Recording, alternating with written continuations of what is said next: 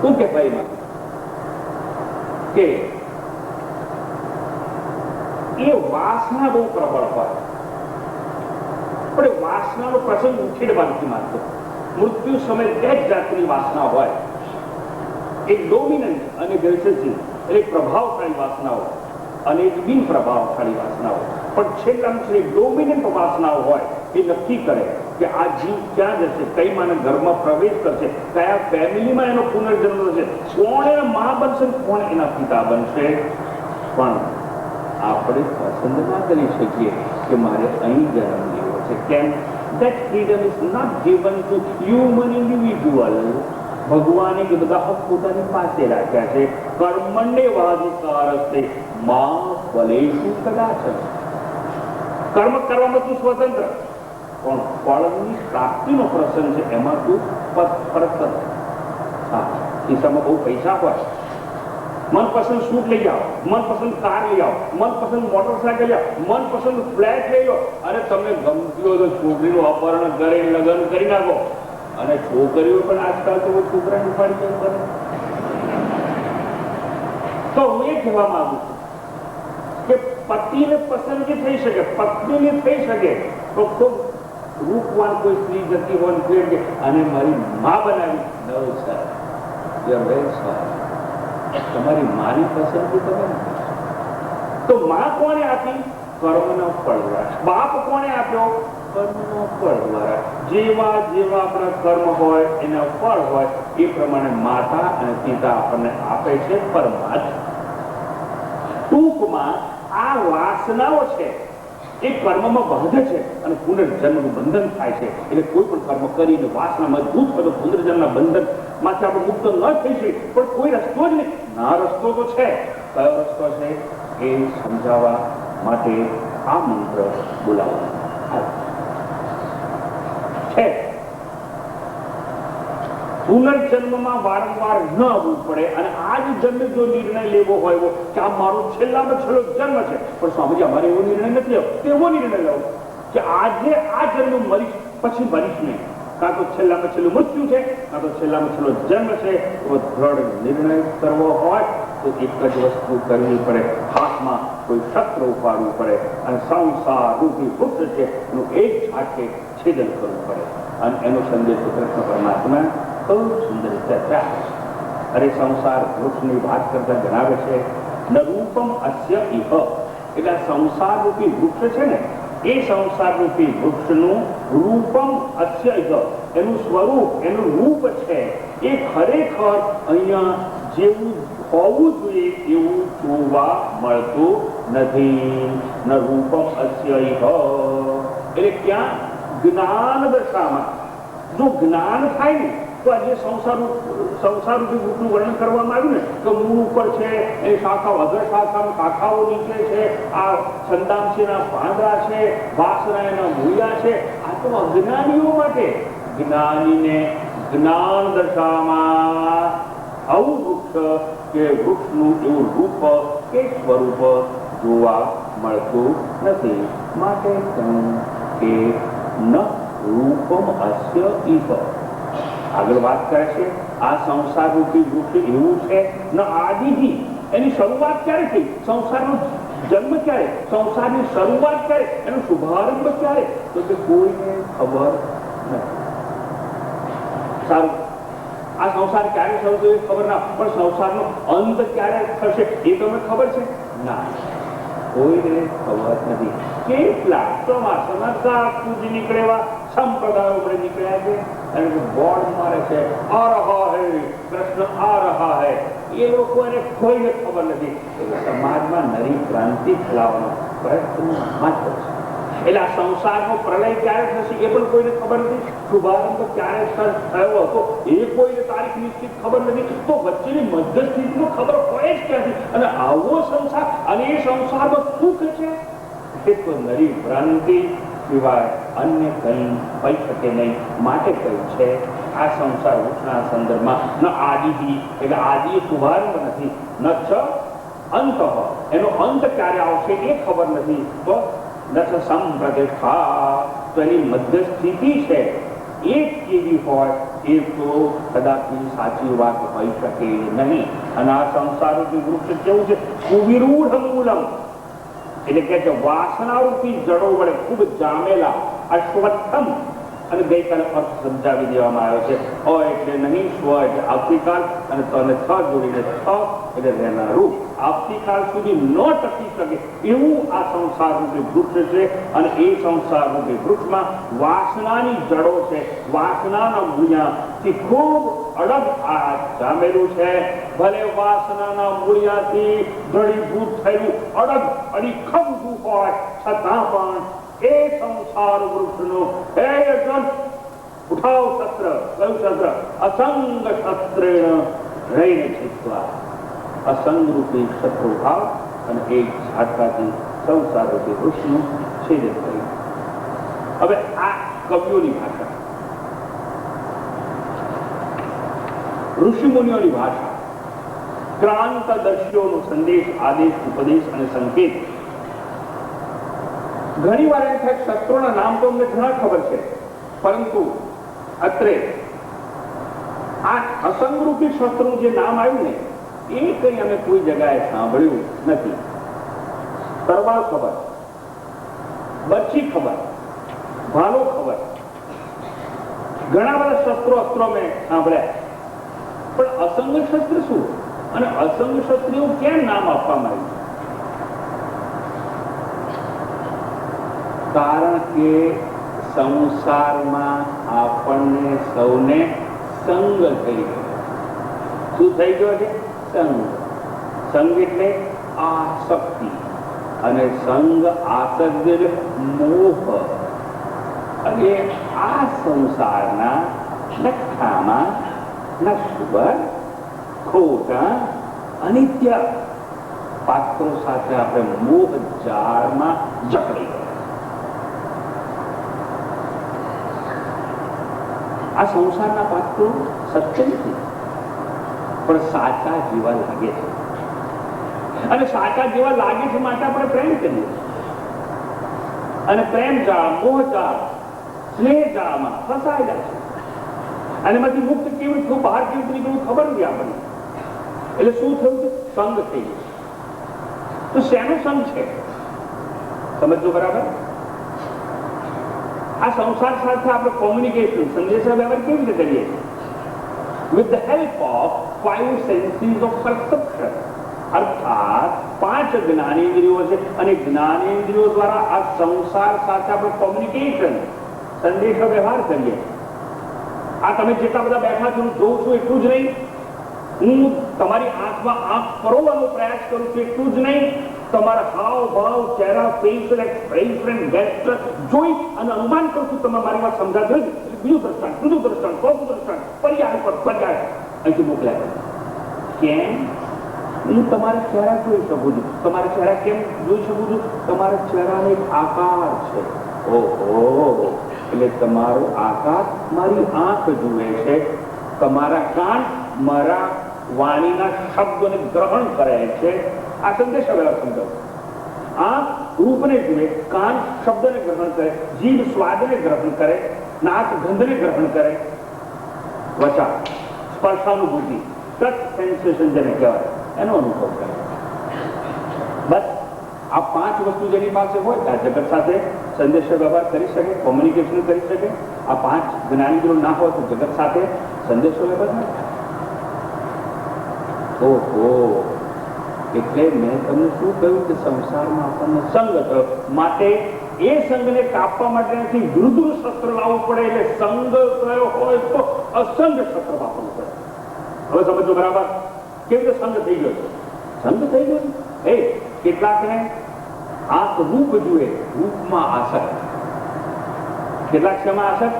રૂપમાં આસક્ત. હવે તો જૂની ફિલ્મો તમે યાદ કરો તો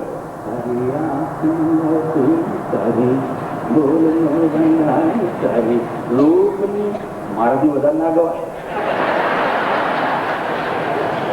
પણ શું છે? એ રૂપમાં આસક્ત, માશુક બની ગયા આપણે.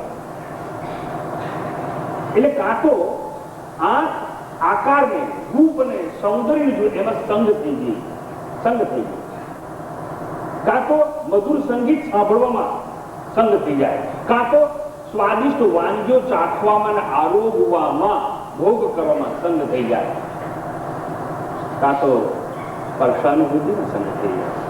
અને દરેક તમે જેટલા બેઠા છો એમાં જે લોકો ચંપલ પહેરીને આવે ને પહેલી રૂમમાં બીજી રૂમમાં ગમે ત્યાં બેઠા હોય ચંપલ કાઢી મૂકે અને પગ આમ ઘસે ખરું પછી સપાટી આવે પાછું ચંપલ પગ નાખી દે. આ તો સારું છે બધા શિસ્તબદ્ધ બેઠા છે, બાકી કોઈના પગ બેઠા હાથ ફેરતા કરતા. સુમારી સરફેસો બધાને ગમે પણ એ અનુભવ કોણ કરે? ત્વચા કરે. સ્મૂધ સરફેસ જોઈએ એનો સંગ થઈ જાય. અર્થાત પાંચ જ્ઞાનીઓનો 5 વિષય છે: શબ્દ, સ્પર્શ, રૂપ, રસ અને ગંધ. આ બધામાં આપણને સંગ થઈ ગયો છે અને સંગમાંથી છૂટવાનો રસ્તો બતાવો. સંસારમાં આસક્ત છે, સંસારનું બંધન છે. કેમ? સંગ છે માટે, આસક્તિ છે માટે. અને એ સંગ અને આસક્તિ બહુ પેદા કરે, અજ્ઞાન પેદા કરે, આત્મા પર આવરણ પેદા કરે અને આત્માનું દર્શન ન થવા. તો ટૂંકમાં એ સંઘને કાપવા માટેની વાત છે, અસંગ શસ્ત્ર ઉઠાવવાની વાત છે. તો સમજી લેવાનું. લાંબી થોડી વાત નથી કરતો, પેલી વિવિધ ચૂડામણીમાં તમે બધા ભણી ગયા છો, વાત માત્ર યાદ કરાવી દઉં કે પતંગી રૂપ જોવા જાય અને દીપકનું પ્રકાશ આવતો એમાં જાય અને પછી બળીને પોતે બસ નથી જાય. એવી રીતે પતંગિયાએ રૂપ જોયું અને એ તરફ આકર્ષાયું માટે બળીને ભસ્મ થઈ ગયું. અને હરણને પકડનારા એક ખૂણામાં બેસીને વાંસળી વગાડતા હોય અને હરણ જતું હોય અને જ્યાંથી વાંસળીનો અવાજ આવે એટલે કાન આમ કરી અંતરત હરણ જોવાનો પ્રયત્ન કરે અને જોવાનો પ્રયત્ન કરે અને ત્યાં તીર માર્યું કે ગોળી છોડી સમાપ્ત. હરણ સમાપ્ત થઈ ગયું. કેમ? સંગીત સાંભળવા ગયું માટે. પતંગ ગયું રૂપની પાછળ પડી માટે. હાથીને પકડનાર, હાથી કેટલું મોટું શરીર, હાથીને સંભોગ કરવો તો જમીન પર શક્ય નથી અને પાણીમાં ઉતરવું પડે, તળાવમાં કે નદીમાં જવું પડે, મહાકાય. અને માટે એક રસ્તો પસંદ કરે. એ લોકો ઋતુ સમાગમ કરતા હોય એટલે એ ઋતુ આ હાથીને પકડનારાને ખબર હોય એટલે જંગલમાં હાથીઓ જે રસ્તા ઉપર થઈ અને તળાવ કે નદીમાં જવાનો હોય ત્યાં મોટો ખાડો કરે અને ખાડો કરીને બધો પાંદડા મૂકી દે, ગાળા મૂકી દે, સૂકા વાંસ મૂકી દે અને એ ઘડી હાથી અને હાથની બે જ મસ્તીમાં ચાલતા હોય એ લોકો સ્પર્શાનુભૂતિનો આનંદ લેતા હોય. હાથી છે હાથની જોડે રગડતો શરીર સ્પર્શનો બહુ આનંદ આવે, સૌને આવતો હોય. અને એ સ્પર્શાનુભૂતિનો આનંદ લેવા માટે એ ભૂલી જાય છે કે મોટો ખાડો છે, પાંદડા છે અને હાથનું હાથનું બંને નહીં પડે અહીં ખાડામાં પડે અને પછી 15 દિવસ સુધી ભૂખા રાખવામાં આવે, પછી સાંકળો બાંધીને ખેંચવામાં આવે, પછી બ્રહ્મદેશ હોય કે આપણા પૂર્વના દેશો હોય કે આપણા સર્કસમાં જીવનભર હાથી કેદ થઈ કાં તો સર્કસના ખેલ કરતો હોય કાં તો બ્રહ્મદેશ જેવા દેશમાં જઈ લાકડા ખેંચતો હોય, જીવનભર કેદી બને છે હાથી. કેમ? સ્પર્શનો અનુભવ લેવા ગયો માટે. અને માછલી ને પેલું ભૂખ નાખી અને ખાવાનું નાખી અને આમ નાખે, માછલી જેવી ખાવા આવે એટલે પાછી ખેંચી લે એટલે બહાર આવી તર પડે છે. કેમ? સ્વાદ લેવા ગઈ માછલી માટે. એટલે સ્વાદનો સંગ કર્યો માટે પાણી બહાર તરપડવાનું એના માટે નિર્ધારિત થઈ ગયું. આથી સ્પર્શનો સંગ થયો માટે જીવનભર કેદ બન્યો. પતંગિયાને રૂપનો સંગ થયો માટે આહુતિ આપી અને જોતમાં કૂદી પડે છે. અને હરણ શબ્દનો સંગીતનો સંગ થયો એને માટે એ વિધેય જાય છે. અને પેલો ભમરો કમળ હોય, ખીલેલું હોય, સુગંધ આવતી હોય એ અંદર બેસે છે અને પછી બસ બહુ મસ્તી માદક મસ્તી લેવા સુગંધ લેવાનો પ્રયત્ન કરતો હોય પણ સંધ્યા થવા મળે છે અને કમળ બીજાઈ જાય છે. એટલે ભમરો અંદર મસ્તી તો લેતો હોય છે, જે ભ્રમરમાં તાકાત છે લાકડાના ભાટના પૂરી એ પાર જઈ શકે. હવે સંગ થઈ ગયો સુગંધનો, આસક્ત થયો કમળમાં અને સવાર પડે અને ત્યાં કમળ ખીલવા માંડે છે. કમળ તો ખીલ્યું પણ મૃત્યુ એક માત્ર ભ્રમરનો ત્યાં રહેતા છે. આ 5 જણા વિનાશના મોહમાં પહોંચી ગયા. કેમ? સંગ થયો માટે. હે ભગવાન કહે છે કે આ લોકો એક ઇન્દ્રિય હતી અને વિનાશને માર્ગે ચાલ્યા ગયા. મનુષ્ય પાસે તો 5 ઇન્દ્રિય, મનુષ્યનું શું નહીં થાય? અને માટે સંગ થયો હોય તો અસંગ શસ્ત્ર ઉપાડ અજર અને અસંગ શસ્ત્રે રૈર છૂટવા. આ સંસાર રૂપી વૃક્ષને આસક્તિનું છેદન કર, સંગને કાપી નાખ એવો અહીંયા સંદેશો આપવામાં આવેલો છે. આ અસંગ શસ્ત્ર શું? તો શસ્ત્ર છે ના. સંગ આંખે દેખાય છે, આપણે આસક્તિ થાય, મોહ થાય, સંગ થાય, એ આંખે દેખાય છે ના. સંગ ના દેખાય તો જે સંગ અદ્રશ્ય હોય એને મારવાનું, કાપવાનું શસ્ત્ર પણ અદ્રશ્ય જ હોય. અને અસંગ શસ્ત્ર કોઈ શસ્ત્ર નહીં. અસંગ શસ્ત્ર એટલે વૈરાગ્ય. વૈરાગ્ય તરવાલ ખાવ અને વૈરાગ્યની તરવાલ દ્વારા આસક્તિ વાળા સંસાર વૃક્ષ જળ મૂર્તિ આપીને એનું છેદન કરતો સંદેશ આપવામાં આવેલો છે. પણ કે છે ધડેર છીતવા, ધડતાપૂર્વક પકડજો. શું અસંગ શસ્ત્ર છે તે? આ સમાજની ક્રૂરતા.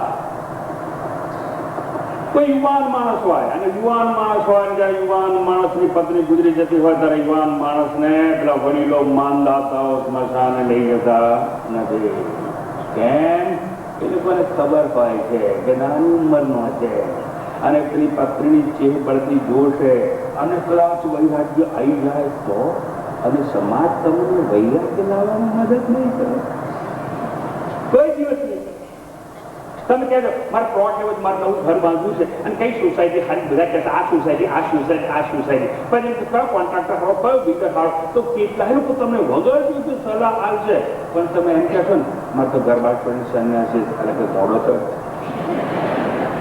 સંન્યાસી થાય એવા બીજા તું નહીં. અને આટલા બધા લોકો બેઠા છે ને, હું બોલું છું કેટલી મજા આવતી છે, તારા ઠગોઠગ બેઠા છો ને. આપણે સ્વામીજી એમ કે તમારા માટે આદર છે, ભાવ છે અને એટલી મજા આવે છે. બધી વાત સાચી. અંદર તમને સંન્યાસી બહુ સારા લાગતા, તમારા છોકરાને બને ના નહીં કે બીજી માન છોકરા બુડા કે હા આપણો નહીં. સારું, હું વાત કરતો પેલા યુવાન વ્યક્તિની, એને એટલા માટે નથી જવાબ આવતો સ્મશાનમાં કે નાની ઉંમરનો હોય અને બધા સગા વાળાને એક જ રસ હોય. કારણ પોતે જેમાં ફસાયા હોય ને એ ઝાડમાં બધા ફસાય. મને યાદ છે મારા અંગત કેટલા એવા કે જેમને સલાહ આપી છે નાની ઉંમરે, અને એના બધા મિત્રો એમ કહ્યું કે તું બીજા લગ્ન કરી લેજો, તને આમ છે, તું એકલું પડી જઈશ, તને આમ થશે. હું એ કરતો ને એવા મારા મિત્રો આજે હાજર. હું એ કરતો સલાહ આપનાર કે આટલા વર્ષો દાંપત્ય જીવન જોયું, હવે શું ચૂંથનું શું મળશે? ના કરીશ કોઈ દાળ બીજી વાર. પણ પેલા માનદાતાઓ સમાજના હોય ને એ પેલા નાની ઉંમરનાની પત્ની ગુજરી જાય સ્મશાનમાં ના લઈ જાય. રખે સ્મશાન વૈરાગ્ય આવી જાય. પણ યાદ રાખજો, સ્મશાન વૈરાગ્ય લાંબો ટકી શકે નહીં. માટે ભગવાને કહ્યું કે અસંગ શસ્ત્ર સંસારને કાપવાનું, વૈરાગ્ય લાવવાનું જો પકડવું હોય તો દ્રઢતાથી પકડવાનું. દ્રઢેર છીતવા. કૃષ્ણ પરમાત્મા માથી તોડી નીકળે શબ્દનો પ્રયોગ કરતા હોય છે. તો મને યાદ છે એવા પ્રસંગો કે પત્નીની જે બળતી હોય, પેલા નાની ઉંમરનો ઘેર હોય અને પેલા વડીલો છે ને મસાણમાં હજુ તો પેલી જે બળી પૂરી ના થઈ હોય અને ગોઠવી દે કે છે ને હવે એમ કરો ને ત્યારે આપણે શાંતાન છે ને શાંતાન છોડી છે મસાણમાં નક્કી થાય. એ ક્રૂર સમાજની આ દ્રષ્ટિ છે અને એમાં આપણે જઈએ. અને હું તમને સમજાવવાનો પ્રયાસ કરું છું કે જો સાચો વૈરાગ્ય ના હોય, પાકો વૈરાગ્ય ના હોય તો કોઈ એક ગરબા છોડી બધું જ મેળવજો, ગમે થવાનો પ્રયત્ન કરજો, બાવા બનશો નહીં. તમે સ્ત્રી હોય કે પુરુષ લાંબુ નહીં ટકી શકે અને ભલભલા સમર્થ સદગુરુ છોડી તમારે નાહી જાય. અને એકલા નાહી જાય તો વાંધો નહીં, કોઈ લઈ નાખી દો. કારણ કે આ કૃષ્ણ પરમાત્મા જે વાત કરે છે જેવી તેવી વાત નથી કરતા. અને કૃષ્ણ પરમાત્માની જે વાત છે એમાં શબ્દો ખૂબ સુંદર વાપરવામાં આવે છે. દ્રઢેર છીતવા. અને એક જ વાત છે એમ કે આ સંસારનું વૃક્ષ છે એને ધીરે ધીરે કાપવું. એમ કે સ્વામીજી એવું છે ને કે આ વ્યક્તિ મારે 6 જ મહિના રિટાયર થવાના બાકી રહ્યા છે. મને એમ થાય છે કે હું આ બધું છોડી આ જપો જળમથી છૂટી અને સ્વામીજી હવે 6 મહિનામાં તું રિટાયર થઈ જાઉં અને રિટાયર થઈ તમારા આશ્રમમાં આવું મારા બહુ લાગે. 55 વર્ષે જયારે સરકાર કે 60 વર્ષ સરકાર નક્કી કરે કે આ માણસ નકામો છે કામ કરવાનું, નકામો થઈ જાય તારે મારા બીજા આશ્રમ એટલે જયારે જુવાન જોધ જેવો હતો તારામાં શક્તિ હતી, આંખે મૂર્તિયા નહોતા આવ્યા, પગલ લસડિયા નહોતા ખાતા, આ બોખો નતો થયો, સાલ નથી પડી, તારા આશ્રમ આવતું. એ વખત કોઈ નથી આવું સ્વામીજી મદદ કરવા. પણ લાયબિલિટી રૂપ થઈ જાય સાદાવાળા, એટલે કે આશ્રમ હારો, તો સમજવાનો પ્રયાસ કરજો. ભગવાને એવું કેમ કહ્યું? આ સંસાર છે ને એ સત્ય નથી. સત્ય જેવો દેખાતો હોવા છતાં એને આદિ નથી, અંત નથી. અને એવું સમજવા માટે નાનતો ન ચ આદિ ન અંત ન ચ આદિ, આદિ પણ નહીં, અંત નહીં, ન તો સમપ્રતિષ્ઠા, તેની પ્રતિષ્ઠા તો હોય જ નહીં. પણ કૃષ્ણ ભગવાને છે ને આ જેમ પેલો કોમર્સનો વિદ્યાર્થી પ્રેસી લખે ને એમ કંઈક શોર્ટકટમાં બધી વાત કરી એને ઉકેલતા આ ભાષાને આપવું જોઈએ. જયારે એમ કહ્યું નાનતો ચાલી નસમ પ્રતિષ્ઠા, ત્યારે ભગવાને એવું કહ્યું છે કે આ સંસાર છે જન્મ્યો છે ખરો, ઉત્પન્ન થયો ખરો, પણ ક્યારે એ અમને ખબર નથી, અને અંત ક્યારે આવશે એ પણ ખબર નથી. તો શરૂઆત ખબર ના હોય, અંત ખબર ના હોય, તો વચ્ચે મધ્ય સ્થિતિ તો ખબર ના જ હોય, અને હોય તો માહિતી ખોટી હોય. એક શાસ્ત્રનો સિદ્ધાંત એવો છે, કોઈ પણ વસ્તુ જે ઉત્પન્ન થાય તે હોય, અને એ ઉત્પન્ન થાય એ પહેલા એ હોતી નથી, એટલે એનો અભાવ.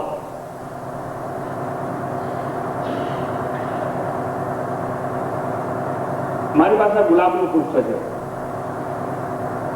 આ ગુલાબનું પુષ્પ એક સમય એવો હતો જયારે પુષ્પ થયું નતું, ત્યારે એ શું હતું? કળી રૂપે આમ હતું. એટલે જયારે કળી રૂપે હતું ત્યારે પુષ્પ નહોતું.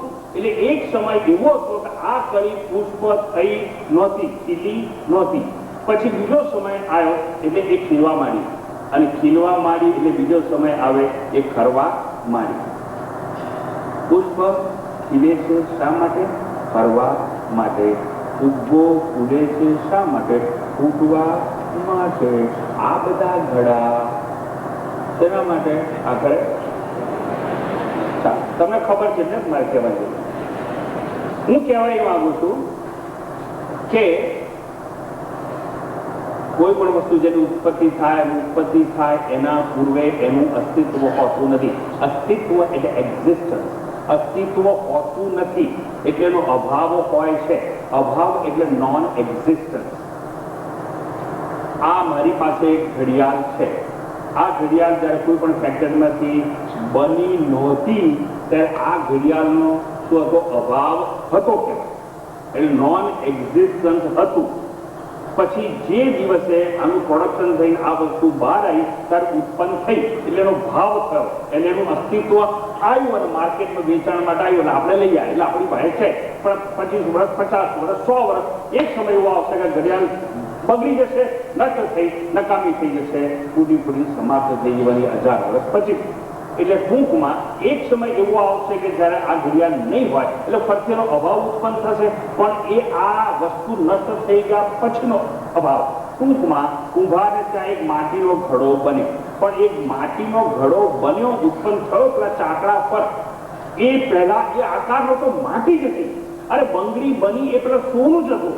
અરે જબ્બો કે ખમીસ બન્યું એ પેલા રૂ હતું. ટૂંકમાં મારે એ કેવું છે, પેલો ઘડો માટીનો ઉત્પન્ન થયો નહોતો એ પેલા ઘડાનો અભાવ હતો. અભાવ અને નોન એક્ઝિસ્ટન્સ. પણ ઘડાના જન્મ પૂર્વેનો અભાવ એને કહેવાય પ્રાયર નોન એક્ઝિસ્ટન્સ. અને વાપરતા હાથમાંથી પડીને ફૂટી જાય અને પછી પણ ફૂટી જાય, પછી અભાવ થઈ જાય, એને કહેવાય પોસ્ટીરિયર નોન એક્ઝિસ્ટન્સ. એટલે આ ઘડો તૂટી ગયા પછીનો, ફૂટી ગયા પછીનો, નષ્ટ થઈ ગયા પછીનો અભાવ. અભાવ એટલે non existence, posterior non existence and prior non existence. એટલે પ્રાક ભાવ અને પરધ્વંસ ભાવ શાસ્ત્રમાં એવું કહેવામાં આવે છે. ટૂંકમાં જગતમાં જેટલી બધી વસ્તુઓ છે, કોઈ પણ વસ્તુ એવી ભાગે જેને પ્રાક ભાવ અને પરધ્વંસ ભાવ હોય, ટૂંકમાં જે વસ્તુ જન્મે છે, જે વસ્તુ ઉત્પન્ન થાય છે, જેને prior non existence and posterior non existence હોય એટલે પહેલા પણ નથી ભૂતકાળમાં અને ભવિષ્યમાં પણ નહીં હોય એટલે અભાવ થશે. એવી વસ્તુ જો વચ્ચે વર્તમાન કાળે દેખાતી હોય તો પણ માનવાનું એ વસ્તુ સત્ય કદાપી છે. વચ્ચે દેખાય તો પણ માનવાનું કે સત્ય છે નહીં. આ સ્વામીની જોડે બાજુ મેળવી ઉભા થાય. આ ચશ્મા લો તમે. શું નામ તમારું? હે? તરુણભાઈ શાહ.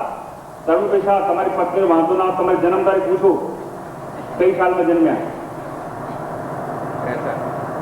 63ની સાલમાં. એ કે છે આ તરુણભાઈ શાહ કે 63ની સાલમાં જન્મ્યો છું, એટલે પેલો માટીનો ઘડો હતો, આ હાડકા માંસ અને ચામડાનો ઘડો, આ 63માં જન્મ્યો છે. હું એમ પૂછું છું 1960માં તું હતો? હે? એટલે ગભરાયું હા કે ના? નતો. એ કે છે નતો. એટલે આ તરુણ શાહ નો અભાવ હતો, નોન એક્ઝિસ્ટન્સ હતું, જન્મ પૂર્વેનો અભાવ, એટલે પ્રાયર નોન એક્ઝિસ્ટન્સ. ક્યારે? 1960માં. અને 63માં આ જન્મ્યો એટલે અભાવ ખલાસ થઈ ગયો અને ભાવ નાઉ હી ઇઝ એન એક્ઝિસ્ટન્સ. વાહ વાહ. એટલે તમે ગણી કાઢો, મને ગણિત આવડતું નથી. 63માં જન્મેલો હોય તો કેટલા વર્ષ છે આને? હે? જેટલા હોય રાખો તમે. સારું. હવે મારું એમ કેવું છે કે જન્મ પહેલા એક સમય એવો હતો જયારે એનો અભાવ હતો, એટલે એ નહોતો, એનું અનસ્તિત્વ હતું, એટલે નોન એક્ઝિસ્ટન્સ હતું, એટલે એની ગેરહાજરી હતી. હવે 63માં જન્મ એટલે સ્ટુડન્ટ ગભરાતું એની બાજુ બેઠી, એની વાઈફ બાજુ બેઠી. હવે આપણે એને 100 વર્ષ આલો. 63માં 100 અંગ્રેજી કેટલા થાય? 2000 ને ના, આપણા બાપુ શું જાય 200 આપણને કે આપણે ખિસ્સામાંથી કાઢવા. ચાલો, એટલે કે કઈ સાલ આવશે? 2163. હવે હું પૂછું છું તને ભાઈ મિત્ર શાહ, ભલે તે સંયોજન કરો, આયોજન કરું, આ મંડપનું તને મેં બધું પુણ્ય કમાવ્યું, પણ હું પૂછું છું 2163માં તું આવી? એ તને આટલે ગભરા નથી બેનો. મેં 200 વર્ષ ચાલ્યા. બોલ ભાઈ. એટલે તું હોવાનું એમ? 200 વર્ષ સુધી જીવવાનું એમ? તારું મોડું જોવા છે બરોબર. 200 વર્ષ સુધી કે હોય એટલે એક સમય એવો આવશે કે જયારે નહીં હોય એટલે એનો અભાવ થશે. અભાવ એટલે નોન એક્ઝિસ્ટન્સ. પણ એના મૃત્યુ પછીનું નોન એક્ઝિસ્ટન્સ એટલે સમજી લો હવે દરેક જણ આ એક વ્યક્તિની વાત બધાને લાગુ પડે છે. એક સમય એવો હતો કે આપણે નતા, એક સમય આવશે એવો કે આપણે નહીં હોઈએ એટલે પોસ્ટીરિયર નોન એક્ઝિસ્ટન્સ, અને નહોતા એટલે પ્રાયર નોન એક્ઝિસ્ટન્સ, એટલે પ્રાક અભાવ અને પરદ્વંશ ભાવ. જે કોઈ વસ્તુને લાગુ પડે પહેલા નહોતો, ભવિષ્યમાં નહીં હોય, અને વચ્ચે મારી સામે ઉભેલા દેખાય છે, છતાં આ સાચો નથી અને સત્ય હોઈ શકે નહીં. બે ગયા ત્યાં બધાને બહુ મોટો બોધપાઠ આવ્યો. બધા લોકો આવું વિચાર્યું. મારી બાજુ હા અગ્નિ સાક્ષી લઈ આવી છે તો હા એ તમારી પ્રિયતમા પહેલા નથી, ભવિષ્યમાં રહેવાનું નથી, ગમે એવી સારી દેખાતી હોય લિપસ્ટિક લગાડીને, પણ એ સત્ય નથી. અને તમે કુંટેટ કટેલ હો એના માટે તોય તમે સત્ય નથી. એમ જગતનો કોઈ પદાર્થ સત્ય નથી. એમ આ પૃથ્વી, આ સંસાર, આ સૃષ્ટિ પણ ઉત્પન્ન થઈ છે. એક વાર આખી પૃથ્વી સૂર્યમાંથી તૂટી પડે અને આ પૃથ્વીમાંથી બીજો ટુકડો છૂટો પડ્યો, એ ચંદ્ર બન્યો, ઉપગ્રહ બન્યો અને પૃથ્વીની આજુબાજુ ફરે, અને પૃથ્વી ચંદ્રને લઈ અને સૂર્યની આજુબાજુ ફરે. મારે તમને એટલું જ કહેવું છે કે જે પૃથ્વીનો ભાગ છૂટો પડ્યો એ મોટામાં મોટો મહાસાગર બન્યો, દરેક પેસિફિક ઓશન. એટલે પેસિફિક મહાસાગર છે બહુ. કેમ? ત્યાંથી જે ટુકડો ખડક છૂટો પડ્યો એ ચંદ્ર બની ગયો છે. માટે ટૂંકમાં મારે તમને એ કેવું છે કે પૃથ્વીનો પોતાનો પણ એક સમય જન્મ છે. એટલે એક સમય એવો હતો કે પૃથ્વી નહોતી, એટલે પ્રાય નોન એક્ઝિસ્ટન્ટ, અને પ્રલય થઈ જશે પછી પણ એનું અસ્તિત્વ રહેશે નહીં. માટે વચ્ચે આ પૃથ્વી, આ સૃષ્ટિ, આ સંસાર દેખાતો હોય છતાં પણ એ સત્ય નથી. અને શાસ્ત્ર એના માટે સિદ્ધાંત આપે છે આદા વંતે છે યન્નાસ્તિ વર્તમાનેથી તત્તથા.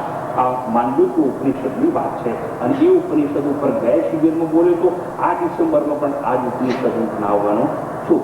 ટૂંકમાં આદાવંતે છે યન્નાસ્તિ વર્તમાનેથી તત્તથા એવો જે સિદ્ધાંત આપણને આપવામાં આવે એના પછી એક જ વસ્તુ સમજવાની, જે ભૂતકાળમાં નહોતું, ભવિષ્યમાં નહીં હોય, અને છતાં જે વચ્ચે દેખાતું હોય એ દેખાય ખરું, એને સત્ય માનવાની જરૂર નથી. તો સંસાર સત્ય તો છે જ નહીં, અને ગઈકાલે ખૂબ ખૂબ વાત આપણે સમજી ગયા કે સંસાર સત્ય નથી અને સત્ય ના હોય તો એને આલિંગન કરવાનું શા માટે, એમાં મોહમાં પડવાનું શા માટે, એનું બંધન શા માટે, અને એમાંથી મુક્ત થવું હોય તો વૈરાગ્ય પ્રાપ્ત કરવું છે. વૈરાગ્યની તરફા દ્વારા આસક્તિ અને સંઘને એક સાથે તું કાપી નાખ એવો સંદેશો આપવા માટે અહીં કહેવાયું કે અશ્વત્થમ એનમ, અશ્વત્થ નામના સંસારરૂપી વૃક્ષને સુવિરૂઢ મૂલમ, જેના મૂળિયા બહુ મજબૂત છે, એને અસંગ શસ્ત્રેણ ઘડેર ચિતવા, અસંગરૂપી શસ્ત્ર દ્વારા છેદીના કાપીના ટૂંકમાં સંસારની આસક્તિથી, સંસારના સંગથી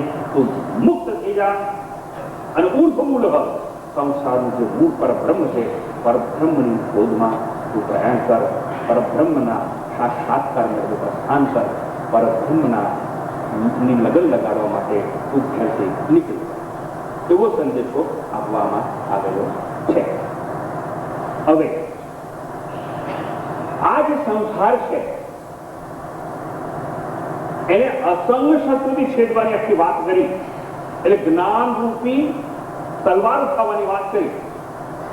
પણ આ જ્ઞાન રૂપી તરવાલ છે એને ધારદાર કેવી રીતે બનાવવા? વિવેકના પાણી. We must have power of discrimination to know real and unreal. એટલે સત અને અસત શું છે એ જાણવાનો વિવેક આપણી પાસે હોવો જોઈએ. સાકાર અને નિરાકાર શું છે એ જાણવાનો વિવેક આપણી પાસે હોવો જોઈએ. જળ અને ચેતન શું છે એ જાણવાનો વિવેક હોવો જોઈએ.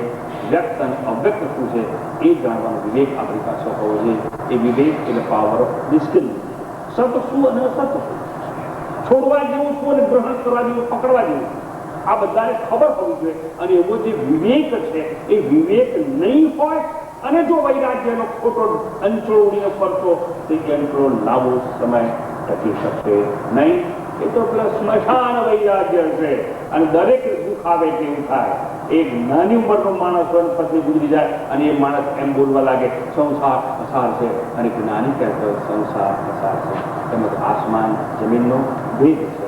બંનેનું સ્ટેટમેન્ટ એક જ છે, વિધાન એક જ છે, અભિવ્યક્તિ એક જ છે, અને છતાં બંને દ્રષ્ટિમાં તો બહુ મોટું અંતર આપણે જોઈ શકીએ છીએ. ટૂંકમાં કૃષ્ણ પરમાત્માએ માપી થોડી જે શબ્દો વાપર્યા એમાં કૃષ્ણ પરમાત્માનો ગર્ભાર્થ શું, પરમાત્મા કહેવા શું માંગે છે, પરમાત્મા જે કહેવા માંગે છે એના સાર્થક રહસ્યમય શબ્દોને શિલાલેખ જેમ કોતરવા માટે સ્વામી કદરુ ખાન પોતાના ગ્રંથમાં બહુ સુંદર ભાષામાં ધારદાર હૃદય સંસર્ગી ઉતરી જાય એવી વાણીમાં જે લખે છે એને આપની સમક્ષ અભિવ્યક્ત કરવાની લાલસા હું છોડી શકું તેમ નથી. અને સ્વામીજી એવું કહે છે, જ્ઞાનના ગર્ભમાં પ્રગટેલી અનાસક્ત જ્યોતિ એ જ વૈરાગ્ય કહેવામાં આવ્યું. જ્ઞાનના ગર્ભમાં પ્રગટેલી અનાસક્ત જ્યોતિ એ જ વૈરાગ્ય. એટલે વૈરાગ્ય તો લાવવું જોઈએ પણ સ્મશાન વૈરાગ્ય નહીં.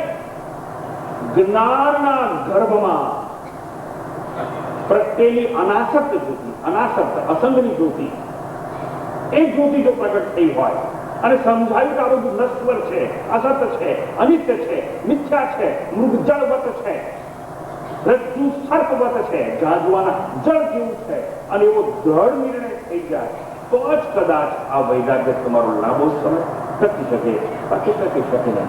વૈરાગ્ય ધારદાર તરવાલ તે અસંગ શસ્ત્ર કહેવાય છે. જો વૈરાગ્ય રૂપી અસંગ શસ્ત્ર વિવેક અને આત્મવિચારથી જન્મેલું નહીં હોય તો એનાથી જન્મો સુધી સંસાર વૃક્ષને ઘા કરવા છતાં એ પડશે નહીં એટલું નહીં, પણ તે શસ્ત્ર બુઠ્ઠું થઈ જશે અને હતાશા, નિરાશા, બદનાશા, અવિવેક અને આવેશમાંથી જન્મેલા સ્મશાન વૈરાગ્યના સહાય જો કોઈએ અસંગ શસ્ત્ર તૈયાર કર્યો છે તો વૃક્ષના મૂળમાં ઘા કરવાને બદલે એ અપરિપક્વ વ્યક્તિ વૈરાગ્યવાન સંસારના ડાળા કાપવા માંડશે અને વિચાર છે કે એક દિવસ હું સંસાર વૃક્ષને પાડી શકીશ. જેમ આગળ વાત આવી કે હું રિટાયર થઈ પછી આશ્રમે હમણે નહીં, આદર્યા અધૂરા છે, બધું બધી ગયું, હવે એક છોકરી છે એ પરણાવવાની, હવે એનું ઠેકાણું પડી જાય અને ભગવાન બધું બહાર પાડીએ તો પછી ક્યાંક આશ્રમ ક્યાંક જતો રહો. એટલે ધીરે ધીરે પોતાનું બધું જ કામ કરી જાય, બધા જ ભોગવાઈ જાય, બધું થઈ જાય, પછી જવું એ દિવસ તો આવવાનો નથી. કોઈ એમ વિચારે કે ધીરે ધીરે સંસાર વૃક્ષને પાડી શકી એવા અતિ મંદ વૈરાગવાન કે સમાજમાં માત્ર વૈરાગ્યનો અંશ ઓળીને ફરનારા નિત્ય વિચારે છે કે હજુ થોડા આદર્ય અધૂરા છે, એ કાર્ય પૂર્ણ કરી લેવા દો. નિવૃત્તિને હવે માત્ર 2 વર્ષ જ બાકી છે, પછી સંસાર વૃક્ષને નિશ્ચિત પાડી દઈશું. અત્યારે ભોગ અને પછી યોગ આવી દ્વિધામાં જીવનારો, જીવન સાથે આંખ વિચારણા કરનારો, તમાચો મારીને ગાલને લાલ રાખનારો, બેચેન નિદ્રામાં રાતોની રાતો વિતાવશે, એ આવો સ્મશાન વૈરાગ્યના સહારે દ્વિધામાં જીવનારો જગતને જીતવા નીકળશે તો પોતે જ પોતાથી ચિત્ત થઈને પડશે, સ્વયં પોતે જ પોતાથી હરી જશે. નહીં માણી શકે જગતને, નહીં જાણી શકે જગન્નાથ. જે દ્વિધામાં જીવે, ભોગ કરું કે યોગ કરું, છોડું કે ના છોડું, અને છોડવાનું કેવું કરો તમે લગ્ન કરી લેવા દો, બહુ બધા માની લેવા દો, અને બધું માન્યા કર્યા પછી પરમાત્માનો રસ્તો શોધીશું. એ આવી દ્વિધામાં જીવનારો છે, એને કદાપી પ્રારબ્ધ સાથ આપતું નથી. ટૂંકમાં મારે એટલું જ કહેવું છે કે સંસાર રૂપી વૃક્ષનું છેદન કરવા માટે જો કોઈ વ્યક્તિ અસંગ શસ્ત્ર આવેશથી પકડશે તો ડાળા કપાશે, મૂળ ની કપાય, વૃક્ષ અડીખમ પોતે જ ઉભું રહેશે અને વ્યક્તિને હતાશન અને બેચેન નિદ્રામાં હંમેશા જગાડતું રહેશે. માટે હંમેશા બેહોશ થઈ અને વૃક્ષને કાપવાનો પ્રયાસ નહીં કરવાનો, સતત હોશમાં રહેવાનું, પોતાના આંતર સ્વરૂપને જાણતા રહેવાનું, જગતને માનતા રહેવાનું, જગન્નાથને જાણવાના પ્રયત્ન બંધ નહીં કરવાના. અને એવો વ્યક્તિ જો અસંગ શસ્ત્ર ઉઠાવશે તો જ એને સફળતા મળશે. બાકી આવું અસંગ શસ્ત્ર ભગવાને કીધું, કૃષ્ણ પરમાત્માએ કે વૈરાગ્ય લાવીને છોડીએ. અને જો કોઈ ભૂલ કરી તેવા કાયર, કંધાર, બાંદલા, નિર્માલ્ય, નિશ્ચય અને નપુસંગ માટે આ રસ્તો કદાપી સફળતા હોઈ શકે નહીં. આ તો કોઈ મહાવીર હોય, કોઈ નરવીર હોય, કોઈ સુરવીર હોય, કોઈ સંગ્રામધીર હોય, કોઈ રણવીર હોય, અને એ જ વ્યક્તિ અને એવી જ વ્યક્તિ વૈરાગ્ય વૈભવીને અસંગ શસ્ત્ર ઉપાડવાનો અધિકાર છે. બાકી નિર્માલ્ય, માંદલાએ આવું શસ્ત્ર ઉપાડવાની કોઈ આવશ્યકતા છે નહીં. જેનામાં દ્રઢ મનોબળ હોય, અને યાદ રાખવાનું મેં આગળ કહ્યું તેમ ઈચ્છા શક્તિ, મનોબળ, will power, that is not at all monopoly of any Mahatma. Each one of you has that internal talent. પણ તમારે એ શક્તિને જગાડવાની છે. કોઈ તમારામાંથી મને એવું નથી દેખાતો કે જે વૈરાગ્યને પ્રાપ્ત ન કરી શકે, પણ સાચો રસ્તો તમને સૂઝવો જોઈએ. અને હંમેશા યાદ રાખવાનું, અસંગ શસ્ત્રને દ્રઢ નિશ્ચિતવા લોકો સાંભળી અને ઘર બહાર છોડી નાખી દેવાની કોઈ ભૂલ કરવી નહીં. અચળ મનોબળ અને વૈરાગ્ય અગ્નિથી જે અલંકૃત હશે, સ્મશાન વૈરાગ્યના સહાય જો કોઈ શસ્ત્ર ઉપાડી તો પોતે ચિત્ત થઈને પડી જશે અને સંસાર વૃક્ષ અડીખમ ઊભું રહેશે. અને એવા લોકો માટેનો આ રસ્તો નથી. અહીં તો કૃષ્ણ પરમાત્મા માથું ખોલીને કહ્યું, એ કોઈ પણ સંકોચ વિના, કોઈ પણ શંકા સંદેહ વિના અચળ મનોબળથી દ્રઢતાપૂર્વક શસ્ત્રોપાડ અદંગ શસ્ત્રેણ લડે. ખૂબ સુંદર વાત કરી. સંસાર વૃક્ષના મૂળમાં ઘા કરનારો, ખૂબ જ ધૈર્યવાન, વિવેકી, અતિ પ્રબળ નિશ્ચયવાળો હોવો જોઈએ. લાગણી વેળામાં શરીર પડેલું લથર ફથર જેનું જીવન હશે તે ન તો અસંગ શસ્ત્ર ઉઠાવી શકે કે ન તેને સ્થિર પકડી શકે. અસંગ શસ્ત્રને ધારણ કરનાર તો કોઈ મહાવીર, નરવીર હોય છે, જેની પાસે દ્રઢ નિર્ણય હોય છે, અચળ મનોબળ હોય છે, વૈરાગ્યની પ્રચંડ અગ્નિ જ્યોતિ જેની પાસે હોય, હું નિસંગ એક જ ઝાટકે દ્રઢતાથી ઘા કરી આ સંસાર વૃક્ષને ધરા શહી કરી શકી એવો દ્રઢ નિર્ણય જેના જીવનનો હોય એને અસંગ શસ્ત્ર ઉપાડવાનો અધિકાર છે. આ વસ્તુ કૃષ્ણ પરમાત્મા ખૂબ સુંદર રીતે સમજાવવાનો પ્રયાસ કરે છે. અંતે નિષ્કર્ષમાં એક જ વસ્તુ આપણે સમજવાની કે ભગવાન અહીં વૈરાગ્યની વાત કરે છે. સંસારમાંથી મુક્ત થવું હોય વૈરાગ્ય તો જોઈએ જોઈએ અને જોઈએ. પણ સમજ અમે વર્ષોથી આવતું સાંભળતા અમને મોક્ષ પ્રાપ્ત ના થાય, મને માફ કરજો, કદાપી આ અભ્યાસ ભગવાને કહ્યું છે, અભ્યાસેન તું કૌંતેય વૈરાગ્યેન જુજ્યતે. તમે શ્રવણ કરો છો ખરા, પણ તમે ભોગ ભોગવતા શ્રવણ. સંન્યાસમ શ્રવણમ પૂજ્યા એવું શાસ્ત્રે કહ્યું. સંન્યાસ લઈ અને શ્રવણ કરો એટલે બધું છોડી દીધું અને પછી શ્રવણ કરો અને સંસારમાં રહી અને ભોગવતા શ્રવણ કરો. It means lot of difference. તમે અનાસક્ત થઈ, અસંગી થઈ અને સાંભળો અને બધું સાથે રાખી બૈરા છોકરા જપો જળ અને પછી સાંભળો, એમાં તો બહુ મોટું અંતર છે. પકડ ને પેર ગઈકાલે વાત થઈ ગઈ. ટૂંકમાં એક જ વસ્તુ મારે એ કહેવી છે કે વૈરાગ્યને તરવામ ઉપાડવાનો આ સંદેશ છે અને આપણા જીવનનો અનુભવ છે કે ખરેખર સુખ સાચું હોય કે વૈરાગ્ય છોડી દે. તમારા સૌના જીવનનો અનુભવ છે કે તમે જાગૃત અવસ્થામાં મને સાંભળો છો, તમે સ્વપ્ન અવસ્થામાં હોય, પણ પેલી સુષુપ્તિમાં ડીપ સ્લીપમાં આપણે જયારે કહીએ ત્યારે આપણી પાસે કંઈ થતું નથી. એકવાર ડીપ સ્લીપમાં સુષુપ્તિમાં આવી ગયા, આપણી પાસે આપણી પાસબુક હોય છે ના, બેંક બેલેન્સ ખબર છે ના, આઈ એમ ક્લાસરૂમ ગેઝેટેડ ઓફિસર એવું યાદ હોય છે ના, એ હું મિલ માલિક છું એ ખબર છે ના, હું રેલવેનો પોર્ટર છું એ ખબર છે ના, એક રાજા ઘસઘસાટ સૂતો હોય પોતાના મહેલમાં અને રેલવેના પ્લેટફોર્મ પર ગાડીઓ ખડાપડ જતી હોય અને પેલો પોર્ટર સૂતો હોય. એકવાર બંને સુષુપ્તિમાં આવી જાય, બંનેમાં કોઈ ફેર નથી. કારણ કે સુષુપ્તિ અંદર આપણી પાસે આપણું કંઈ નથી.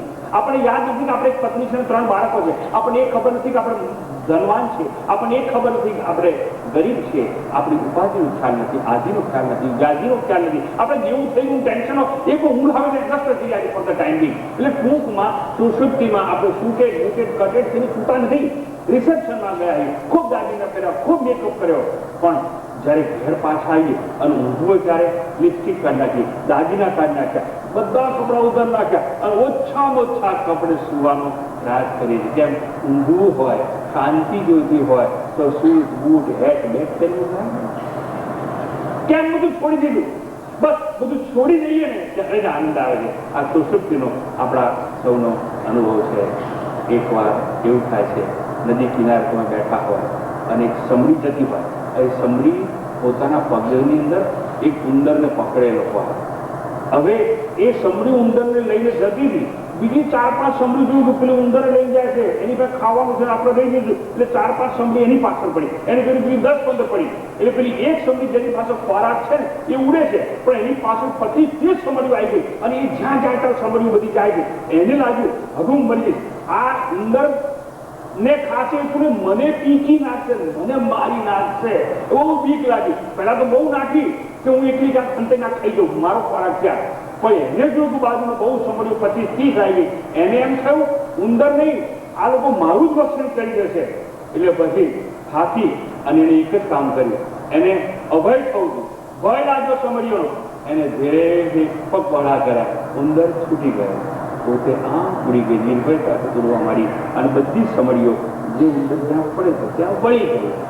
પેલી બચી ગઈ. કેમ? એને ત્યાગી દીધો ઉંદર, એને માંસનું ભક્ષણ છોડી દીધું, એટલે ત્યાગ થઈ ગયો અને અભય થયું અને સમડી ઉડવા માંડી. શું થયું? ત્યાગમાં આનંદ છે, પણ આપણે વાત સાક્ષાત્કાર કરવો હોય તો શાસ્ત્રો કહે છે ત્યાગ વિના શક્ય નથી. માટે શાસ્ત્રોએ કહ્યું ન કર્મણા ન પ્રજયા ધને ન ત્યાગે નૈકે અમૃતત્વમાં નટુ. ત્યાગે ને એકે ને અમૃતત્વ, અમરતા, ઇમ્પોર્ટાલિટી માત્ર ત્યાગી છે. અને માટે ત્યાગને સમાજ સત્કારે છે, વંદે છે, પૂજે છે. અને ત્યાગ દ્વારા જ ઇમ્મોર્ટાલિટી, અમૃતત્વ, અમરતા, સાક્ષાત્કાર, પ્રભુ મિલન શક્ય બને. એટલે શાસ્ત્રો પણ એ કહે છે અને શંકરાચાર્ય કહે છે આત્મેચ્છા વ્યવસીયતામ નિજગૃહા પૂર્ણમ વિનિર્ગમ્યતામ. આત્મેચ્છા વ્યવસીતમ, એ આત્મતત્વ પ્રાપ્ત કરવાની ઈચ્છા જો તારામાં જાગે તો પૂર્ણમ વિનિર્ગમ્યતા, તત્કાળ ઘર બાર છોડી ચાલે. થોડું કોઈને કન્સલ્ટ કરવું, લોકો મૂળખ કરે. જો નવું ઘર બાંધવું હોય ને તો બહુ લોકોને કન્સલ્ટ કરવા પડે. સારો એન્જિનિયર, સારો આર્કિટેક્ટ, સારો ઇન્ટિરિયર ડેકોરેટર, સારી સોસાયટી, સારો સથવારો, આવું બધું જ કોઈ પૂછવું પડે. પણ જેને ઘર છોડવું હોય રખે, કોઈને પૂછવાની જરૂર પડે. પણ જો કોઈએ ઘર છોડવું વગર કોઈને એમ પૂછ્યું મારે ઘર છોડવું છે તમે મારા માટે પ્રેમ છે, હું તને નહીં જવા દઉં, થોડી તું આપઘાત કરી મરી ગયો. Not possible my dear sir. અને ભાડ માંસની પૂતળી વૈરાગ્યના કિનારે ઉભેલા વ્યક્તિને જન્મો જન્મ ચક્ર, એટલે કોઈને કન્સલ્ટ કરવાની જરૂર. ટૂંકમાં જો તમારામાં પરમાત્માની સાક્ષાત્કાર ઈચ્છા જાગે તો શંકરાચાર્ય કહે છે આત્મેચ્છા વ્યવસીયતામ નિજ ગૃહા પૂર્ણમ વિનિર્ગમ્યતા. ક્ષણ માત્રનો વિચાર કર્યા વિના તું ઘરબાર છોડી અને ચાલ્યો. યદ હરેવ દેજે તદ હરેવ પરબ્રજે. જે ક્ષણે તારામાં વૈરાગ્ય જાગે એ ક્ષણે તું છોડી દેજે. જો પોસ્ટપોનમેન્ટ કર્યું કે આજે નહીં કાલે નહીં, એ પળ વીતી ગઈ અને એ વીતેલી પળ ફરી આવતી નથી. જેમ વહી ગયેલા પાણીના વહેણ છે એ પુનઃ એક સ્થળે પાછા આવતા નથી. એટલે યાદ રાખવાનું, એ ક્ષણને પકડી લેવી જોઈએ. દરેક માણસના જીવનમાં ટર્નિંગ પોઈન્ટ આવે. મેં તો બહુ મોટા મહારથોને મોટી ઉંમરના લોકોને જોયા છે, અને ખાલી બધા આગાવાળાને ધમકીઓ આપતા હોય, જો આવું કરતો તું છોડી નહીં દીધું, એવા વર્ષોથી ગયા મૂર્તિ છે. મેં બહુ પોતાના મામાને કહી આવે, પોતાની મામીને કહી આવે, પોતાના કાકાને કહી આવે કે જો આવું બધું થાય છે, તું તો ગરબાટ છોડી નાહી જવાનું. એટલે બધા સમજાવે, ના તું ના નાહી દીધું, શું થશે, આમ છે તેમ છે. નાખવું જ ના આવે મારે ખાલી કઈ બંધા ક્યારે. અરે હું તમને એ પૂછું છું, જેને આપઘાત કરવો એ કોઈ પૂછવા છે ભાઈ કઈ નદી ઊંડું પાણી મન કહો તો શું કામ કર, મારે આપઘાત કરીને મરી ગયું. અરે ભાઈ એમ કે મારે ફાસ્ટ ટ્રેનનો ટાઈમિંગ કહો કેમ, તો મારે પડતું મૂકવું જ પાછા આવશે. અલ્લાહ કોઈ જવાબ ના આવે. આપઘાત કરવો હોય ને એ કોઈ પૂછે નહીં. સંન્યાસ is an jump into instructor. સંન્યાસ લેવો એટલે અસલામતીનું કૂદકો મારવાનું થાય, કોઈ પૂછવાનું છે. ટૂંકમાં ભાઈ તમને એ કેવું છે કે વૈરાગ્યમાં જ અભયતા, વૈરાગ્યમાં જ અમૃતત્વ, વૈરાગ્યમાં જ જ્ઞાન, અને વૈરાગ્ય દ્વારા જ આ સંસાર વૃક્ષનું છેદન શક્ય છે. એવી સૌથી શ્રેષ્ઠ વાત કોઈ કરી હોય અને મને જે બહુ પ્રિય હોય તો પ્રજાપતિ. રાજા હતો અને અકસ્માતે છોડીને ચાલે ગયો. કેમ છોડીને ચાલે ગયો એ તમને બધાને ખબર છે, એટલે હું કહેતો નથી. મારી કે પેલા અમરખંડની વાર્તા નથી કરી, એ તો તમને બધાને ખબર છે. પણ આ ભરતરીની વાત તમને કરું કે ના કરું? તમે ખબર તો ના કરો, કરું કે ના કરું? It's a trade secret. પછી હું આજે ભરતરીની વાતો કરું, કાલે તમને એવું થાય કે આપણે બી એવું જ કરીએ તો મારો હોલ ખાલી હોય કાલે. હા, તમને વૈરાગીના કોઈ સાંભળવા કોણ આવે મારે? પણ મને વિશ્વાસ છે કે તમને કે એમ વૈરાગી જાગે ભાગે. વાહ ભાઈ. અને પેલું અમરફળ એની પત્નીને આપ્યું, અને પત્નીએ કોને કોને આપ્યું એ તમને ખબર છે, મારે કહેવાની જરૂર નહીં. મને બહેનો માફ કરે, પણ બહેનો પર વિશ્વાસ રાખવા જેવો એ મને અનુભૂતિ થઈ ચૂકી. અને એક વસ્તુ કહી દઉં, બિલાડીના પેટમાં ખીર થશે તો બહેનોના પેટમાં વાત થશે. એવી કહેવત છે, ખોટી નથી. ભગવદ ગીતા મહાભારતના સંદર્ભ સમજવાની અને મહાભારતનો પ્રસંગ યાદ રાખવાનો. જ્યારે અર્જુન પેલા મહારથી કર્ણનું ગળું કાપી અને એને હત્યા, અને રાત્રે સુમસામ એ કુરુક્ષેત્રની અંદર કુંતી છોતી આવે. तू राधे नहीं है, तू कमते है, तू कमते है. अरे ये हाल हुआ. अर्जुन भीम बता जाए, मां ये क्या कर रही हो, किसके ऊपर विलाप कर रही हो? ये तो हमारा शत्रु है, ये कर्ण. इसने प्रतिज्ञा उठाई कि अर्जुन का वध करेगा वो. मां तू क्या कर रही है? અને કુંતી કર્ણ માથું હાથમાં લઈ અને ત્યાં બેસી ગઈ છે અને ચોધાર આંખે વિલાપ કરે છે. धर्मराजा, ये राजे नहीं है, ये कौनते हैं, ये कौनते हैं, ये तेरे ज्येष्ठ भ्राता है, ये हमारे ज्येष्ठ भ्राता है. माँ तूने पहले क्यों नहीं बताया? हमारे हाथों हमारे ज्येष्ठ भ्राता की हत्या करवाई. हे माँ, तू कैसी थी, तूने इतने सालों तक अपने पेट में ये बात क्यों छुपा के रही? तूने क्यों रहस्य छिपाया? तूने पहले बताया होता कि कर्ण हमारा भाई है और हमारा सबसे बड़ा भाई, तो हम उसकी हत्या कभी नहीं करते। हे मां, तूने क्या कर दिया? अपने धर्मराजा युधिष्ठिर कुंती ने संबोधन करेंगे क्या कहे, आज मैं समग्र नारी जात को श्राप देता हूं कि आज से कोई भी स्त्री, कोई भी नारी, कोई भी रहस्य को अपने पेट में नहीं छुपा सके। અને એ જ વસ્તુ પણ કઈ માટે હું તમને ભરથરીની વાત કરું છું, તમે કોઈ કહેશો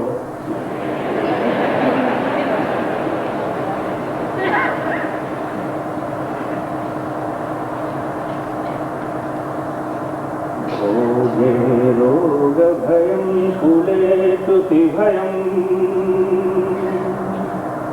ભોગે રોગ ભયમ કુલે તુતિ ભયમ વિત્તે નૃપાલાદ ભયમ મૌને દૈન ભયમ બલે રિપુ ભયમ રૂપે જરા ભયમ ભોગે રોગ ભયમ. બહુ ભોગ કરશો ને તો રોગનો ભય. અને આ બધા જે લોકો મોંમાં પાન પરાગનો લોચો લઈને બેઠા સાંભળીને, અને તમારામાં જો દમ હોય અને આ શબ્દો તમને પ્યારા હોય તો હું તમને એલાન કરું છું આ વ્યાસપીઠ ઉપરથી કે જે લોકો આ છોડવા તૈયાર હોય હું એ ગંગાજળ લઈને પ્રતિજ્ઞા લેવડાવીશ. પણ તમારું સાહસ અને દૈવત હોવું જોઈએ. જો તમારી પત્ની, તમારા બાળકો વાલા હોય તો પાન ખરાબ અને મસાલા ખાવાનું બંધ કરી દેજો. નહીતર ભોગે રોગ ભયમ, નહીતર શું થશે? ભોગે રોગ ભયમ, ભોગે રોગ ભયમ ભલે ચ્યુતિ ભયમ કુલે ચ્યુતિ ભયમ. ભોગ કરશો રોગનો ભય, અને બહુ સારા કુળનું પેદા થયા છો તો લાંછનનો ભય, ચ્યુતિ ભયમ. એટલે કે તું કયા કુળમાં જન્મ છે, તને ખબર છે ત્યાં શું કર્યું, આવું કરાતું હશે, આખા તમારા કુળનું નામ બોલ્યું છે. એટલે બહુ સારા કુળમાં જન્મ લીધો, લાંછનનો ભય. ભોગે રોગ ભય કુલે ચ્યુતિ ભયમ વિત્તે નૃપાલાદ ભય. અને બહુ ધન ભેગું કર્યું હશે તો રાજાનો ડર કે રાજા ધન પડાઈ લેશે. એ જમાનાની વાત હતી એટલે ભરતુરી એવું લખ્યું. પણ આજના જમાનામાં જેને બહુ ધન ભેગું કર્યું હોય અને બહુ પંચાયત રાતે ઊંઘ આવે ને ક્યારે દરડો પડશે, ઇન્કમ ટેક્સ વાળા ક્યારે આવશે, ક્યારે આવશે, એટલે બે ટોકરા રાખો, 2 નંબરના અહીં સંતાડો, પેલા ત્યાં સંતાડો. અને મને યાદ છે કે જે લોકોના ધનમાં સોનામાં આસક્તિ જેવો ખબર પડી ટેલિફોન આવે એ રેટ પડવાનું છે એટલે તરત કહી દે એ આ પેલા તો મૂક્યા હો, અને પણ લખાણ બધું મૂક્યા જાય એટલે બધું કોઈ મૂકી આવે, કોનું મોનું બધું પડોશી સંતાડી દે. કેમ? રેટ પડવાની છે અને આપણા હગાવાળી છે, આવી ગયા છે, આપણે ત્યાં આવો છે. ટૂંકમાં હું એમ કહું છું કે બહુ ધન ભેગું કરો તો રાજાનો અથવા ઇન્કમ ટેક્સ વાળાનો ભય, મૌને દહીંનો ભય. અને કોઈ માણસ મૌન રાખે, બોલે જ નહીં એટલે બધા લોકો એની નિંદા કરે, એટલે આવડતું હોય તો બોલે ને, એટલે ડોબો છે બોલે હું, એટલે મૌન રાખો તો દીનતાનો ભય છે. ભલે રીફું ભય તો બહુ બળવાન થશો. દરેક બળવાનને રશિયાને એમ થાય કે અમેરિકા અમારા પર એટેક કરશે, અમેરિકા એવું થાય કે રશિયા અમારા પર એટેક કરશે, અને રશિયા તો હુઈ ગયું. પણ નાનું એક સસલું હતું કે સિંહે લાફો મારી પેલા લોકો મકાન તોડી પાડ્યા, અને મારા બેટા દૂસરો નશો ઉતરી ગયો. જગતની મહાસત્તા એટલે બધા બળવાન લોકો એનો ડર લાગ્યા કરે. તો કે છે કે મૌને દૈન ભયમ ભલે રીપુ ભયમ રૂપે ચરાયા ભયમ. અને જે લોકો બહુ રૂપાળા હોય એની એક ડર પેકી ગયો હોય છે કે ગઈડાથી જઈશું મોએ કરચલી પડી જશે, એટલે બધી બહેનો રેલવે ટ્રેનમાં, પ્લેનમાં, બસમાં મુસાફરી કરતા બસ ટ્રેન ઉતરવામાં પર્સ કોઈ કઈ કઈ એ લોકો કરતા હોય છે. શું થયું? હું ગડી થઈ એના ગડી છે શું? આ તો જૂનો ખટારો રંગ લગાડી જાય, કઈ વાંધો નહીં. હવે વસ્તુ એ થતી હોય છે કે જે બહુ રૂપાળા હોય ને એ લોકોની ફરિયાદ તમે સાંભળજો. એ લોકોને પોતાનું રૂપનું અભિમાન હોય, એમ કે પેલો મારી પાછળ, પેલો મારી સામે જોયા, તારી સામે જોવા કોઈ જવું નથી. પણ એને એમ લાગે હું બહુ રૂપાળી છું એટલે મારી સામે બધા જોયા કરે છે. એટલે જે બહુ રૂપાળા હોય એ લોકોને જરાયા એટલે ઘડપણનો ભય હોય છે. શાસ્ત્રે વાદ ભય, બહુ શાસ્ત્રો જાણતા હોય એને એમ થાય કે વાદ વિવાદ પેલું મને હરાઈ જશે, હું આ શાસ્ત્રો વાંચું, આ શાસ્ત્રો વાંચું. એટલે બહુ શાસ્ત્રો જાણતા હોય એટલે વાદ વિવાદનો ભય હોય છે. અને કહે છે શાસ્ત્રે વાદ ભયમ ગુણે ખલ ભયમ. અને જે બહુ ગુણવાન હોય એને દુર્જનનો ભય હોય છે. એટલે ભર્તૃહરિ બહુ સુંદર વાત કરે છે. ભોગે રોગ ભયમ કુલે કૃતિ ભયમ વિત્તે કૃપાલાદ ભયમ મૌને દૈન ભયમ ભલે ભયમ રૂપે જરાયા ભયમ. આગળ છે શાસ્ત્રે વાદ ભયમ ગુણે ખલ ભયમ કાયે કૃતાંતાદ ભયમ. જો કાયા છે હું શરીર છું એવી ભ્રાંતિમાં જીવશો તો યમરાજનો ભય. હું શરીર છું, હું શરીર છું, હું શરીર છું, હું જાડો છું, હું પાતળો છું, હું રૂપાળો છું, હું કદરૂપો છું, અને આ ભ્રાંતિમાં આપણે ઊંચા નથી આવતા. હંમેશા આદિ વ્યાધિ ઉપાધિનો વિચાર નિત્ય નિરંતર કરતા હોઈએ છીએ. અને હું શરીરથી ભ્રાંતિમાં જીવશો તો યમરાજનો ભય છે. એટલે કહે છે શાસ્ત્રે વાદ ભયમ ગુણે કલ ભયમ કાયે કૃતાંતાદ ભયમ સર્વે વસ્તુ ભયાન્વિતમ ભુવિ નૃણાં વૈરાગ્યમ એવ અભયમ વૈરાગ્યમ એવ અભયમ.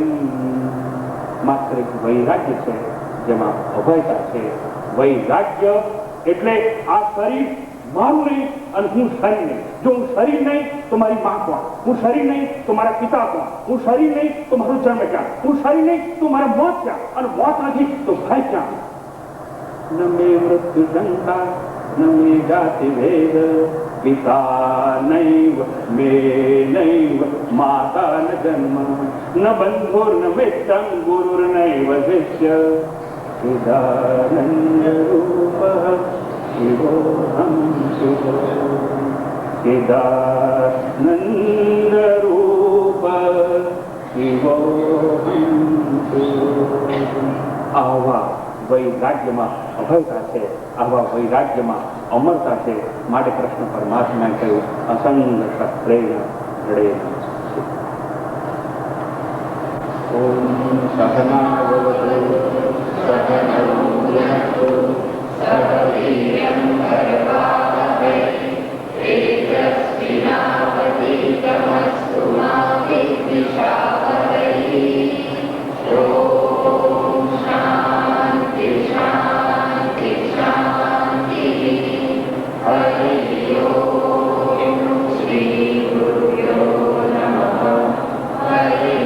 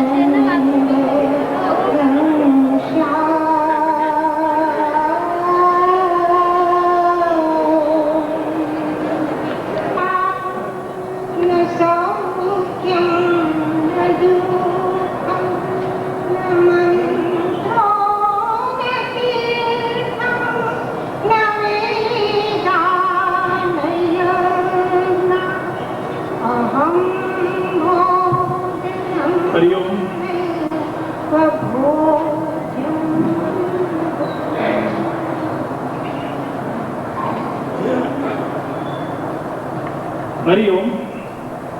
આવતીકાલે એટલે કે ગુરુવારે 26મી સપ્ટેમ્બર ગુરુવાર જ્ઞાન યજ્ઞનો સમય 6 વાગ્યાનો જે નિયમ તો રહેશે, પણ આવતીકાલે ભગવદ્ ગીતા 7મી આવૃત્તિનું લોકાર્પણનું કાર્યક્રમનું આયોજન કરવામાં આવ્યું છે, જેનો સમય 5:30નો રાખવામાં આવ્યો છે. એટલે આપણો કાર્યક્રમ 5:30 ચાલુ થશે.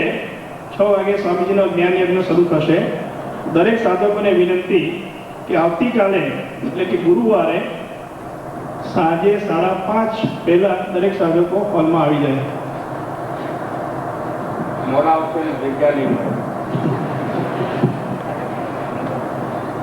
5:30 વાગે આપણો લોકાર્પણનો કાર્યક્રમ ચાલુ થશે, તો દરેક સાધકો 15 મિનિટ પહેલા આવી જાય એવી વિનંતી. હવે શ્રી સુરેશભાઈ શાહ પૂજ્ય સ્વામીજીને પુષ્પહાર અર્પણ કરી તેઓનું સ્વાગત કરશું.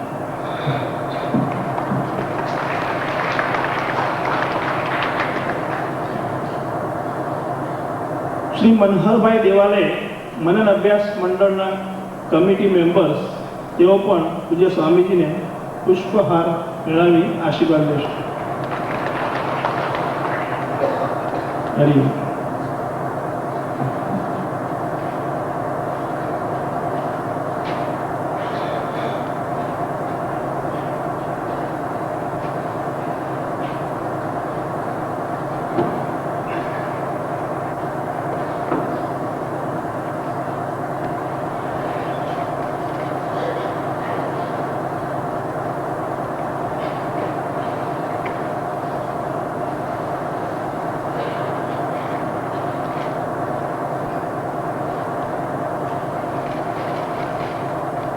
વ્યવસ્થિત છે,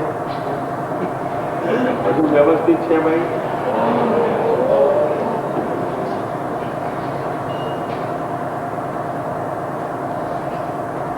આજે પુનઃ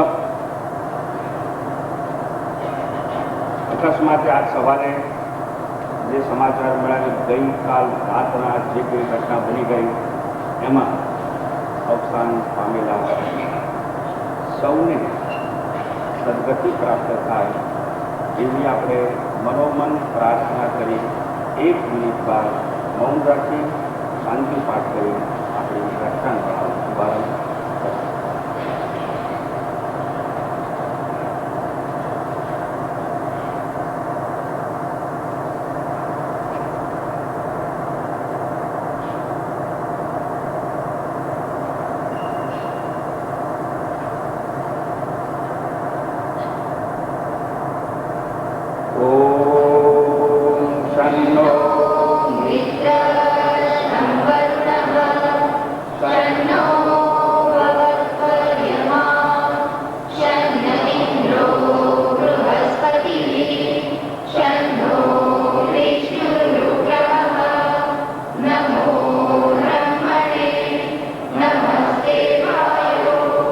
त्वमेव प्रत्यक्ष